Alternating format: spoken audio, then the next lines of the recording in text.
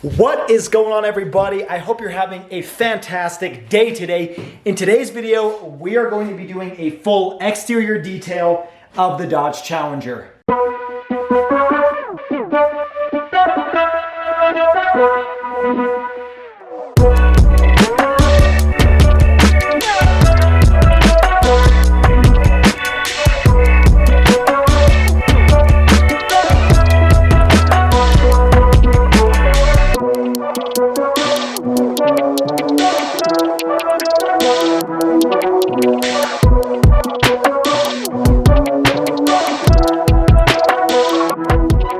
All right, now before we get started, I wanted to talk about a very small and minor detail that I'm extremely excited about. And that is that I got new lighting here in the garage. So it was actually really dim earlier. If you guys remember the Bronco video, you guys could like barely see me inside the car. So I added these lights up here. I changed the lights in the garage door opener as well. And now you have like 9,000 lumens between the two. It's actually kind of funny and embarrassing how excited I am to have these lights because I can actually finally see the car and just work in the garage all the time. So I'm really excited, and there's a reason why I did that is, well, in today's video, I'm probably gonna focus most of my time, if not all of the time, inside of the garage because it's about 105 degrees outside, so it is excruciatingly hot. It's actually like 89 degrees in here, so it's not much better, but at least I don't have direct sunlight. So we're gonna be working mostly in the garage. Now, in today's video, I am going to be doing a quasi-ceramic coating on the Challenger, and the product I'm gonna be using today is this Chemical Guys Hydro Charge. I don't know if you guys have seen this before.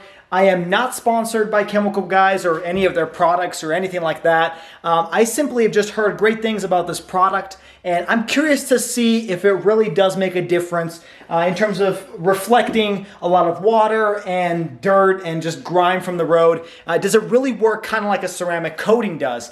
Now, for those of you that don't know what a ceramic coating is, well, it's a coating, surprisingly, typically made of silicon dioxide or some other chemical compound. They've changed over the years. But that coating is meant to protect the vehicle from just nature in general, from all the dirt and grime from the road, from the UV rays. So it protects the paint and the clear coat of the vehicle. But another advantage of ceramic coating your vehicle is it makes it much easier to detail and maintain, simply because the water typically beads up rather than penetrating into the surface. So it makes it easier to dry off the vehicle with either just a towel or just some air gun or something. And it also prevents some of the dirt from sticking to the surface of the vehicle. So ceramic coating has several advantages, and it's a very good product. The problem with ceramic coating is it's extremely expensive relative to what it is. I mean, you would think that something like a ceramic coating would cost, anywhere from $50 to $100. But there's places out there that on average charge between $700 to $1,000 to do a ceramic coating. Sometimes even more than that, depending on where you live. And so to me, to justify that price for something that doesn't actually change the appearance of the vehicle is just a little too steep. If I'm spending that type of money, I would rather have something that's cosmetically different. Now, I know it's great for the paint. I know it'll make detailing a lot easier, and it's going to make the car look really shiny, but I can also just do that with a quick detail, probably like an hour or two before a car show. So for me, it's too much to pull the trigger. But I heard that this Chemical Guys Hydro Charge, which is about like 45 or 50 bucks at a detail garage or online, it accomplishes like somewhat the same effect as a ceramic coating. And so part of this video is going to be kind of like a long-term review on how this product works and whether it really holds up to the test and if it's a good replacement for ceramic coating, since this is a lot cheaper than doing a ceramic coating through like a professional detailer. This product is also much more forgiving and easier to apply than a ceramic coating.